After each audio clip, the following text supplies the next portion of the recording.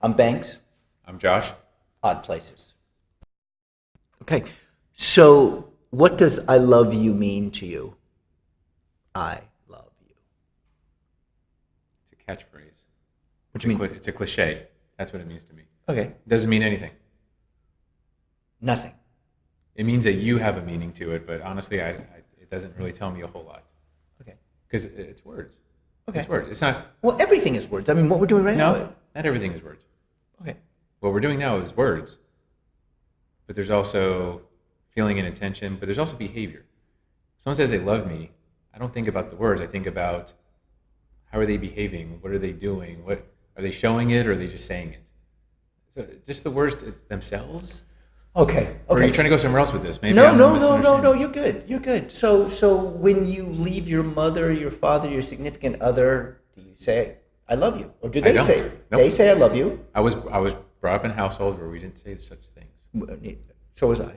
So when your significant other, does your significant other say I love you too? Yes. And do you feel obligated to say I love you back? Yes. Do you say I love you back? Yes. How does that make you feel? I don't really feel it. I just. You don't feel the I love you. You don't feel. Well, of course. You don't. I feel it, but it doesn't. It's a good one. It's so there's an empty. It's a void. It's like words. It's just words for me. Just words. It's just words because they are words. Okay. So if they're not backed up by anything, if they're not backed up, it's what's behind those words. okay. So what if she looks at you and just and looks into your eyes and then says, "I love you." I mean, is that more? That's a little different. That's a little different. Okay. Because there's more to it than words now. Now Okay. you're talking about a close physical, probably connection. Okay. That's different. Okay. So there's an action in that, because I know we had talked about love as an action. Yeah. So okay. So it's how she says it which will affect how you take it. There's how she says it, but there's also what's happened the past 20 years I've known her. Okay. There's history Okay. that has to be behind those words. How about that? Yes. The words have to have history. You're right. However, when she says, "Honey, I love you," and you feel I love you obligated too. to say, I love you too. Yeah. All right. But you still have the 20 years of history behind that. Okay. So it's still. But those words, they still don't have a lot of weight because it's almost like saying what doesn't need to be said. How about that? The sky is blue. Like, hi, Banks, my friend. You are my friend. Okay. So here's the friendship equivalent of saying I love you. You are my friend. And you're like, you are my friend too. But again, no, it's I get it. It's awkward. I get it. It doesn't need to be said. Yes. And we could just continue being friends regardless. So I just gave you I don't know where this came from, but I just gave you the friendship equivalent of I love you. Yeah. Okay. So what you are getting at is the person who says "I love you." It is for them. It's not for the other person that is receiving it. Sure. I like that. Yes. Yeah. I can go with that. Okay. Wow. Isn't that So weird? that's why you don't say "I love you," because I don't you need don't to need say it. You don't need that validation No. of somebody else loving you. Wow. I don't. I was in a relationship, and I felt that when we were intimate, and I'm talking sexually intimate, that I had this compulsion to just say "I love you." I mean, I don't know if it was. Why? Didn't your escapade say that enough or no? Or what? What was missing? I wanted to go above and beyond that. And when she said "I love you too," it was like just words were working, bodies were working, our emotions were everything was working, and it was just another layer of love, I guess. What would have been different had you never said I love you and she never said I love you back? Would your relationship have been significantly different in some way? Actions, behaviors, feelings. You know what? Honestly. Honestly. I know. I'm going to give you an honest answer. It was the cherry on top of the sundae. It was the. Whose cherry? It was the. It sounds like a societal cherry, to be honest. No. This didn't happen with any other relationships I've had. This would only happen with her. But those three words are societal words. Those aren't your words. I agree. That's my purpose. I agree. That's my And point. and we added that. However, in the moment of this, I just felt that this is what I wanted. I mean, and she did too. It was I'm not saying don't do it. I'm not judging it. I know you're saying that society was in the bedroom with me at that time, and absolutely. I think not everyone only- was watching you do her, and it was just like a societal. It was like a whole. And oh my God, when's the I You were love you like on the coming? internet, yeah. It was like, when's the I love you gonna happen? Yep.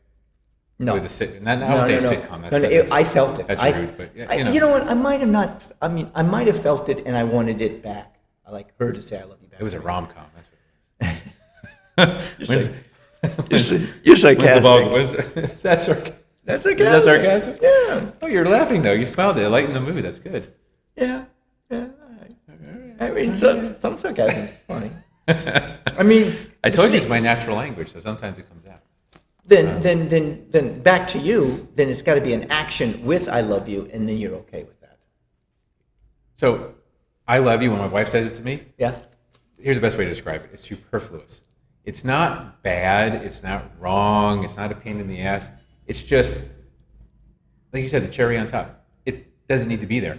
I have an entire bowl of ice cream and banana split with frosting and whipped cream on top. Little sprinkles. Sprinkles. I got the sprinkles. I got the nuts and all that. Do you have some? The drizzle. The chocolate drizzle. And also caramel drizzle. Okay. Absolutely. And then someone comes along and puts a cherry on top. Now look, if I never got the cherry, it's going to be a fantastic meal. Okay. The cherry is almost superfluous at that point. It's like, do you really? Is it a sundae? Is a sundae any less of a sundae without the cherry?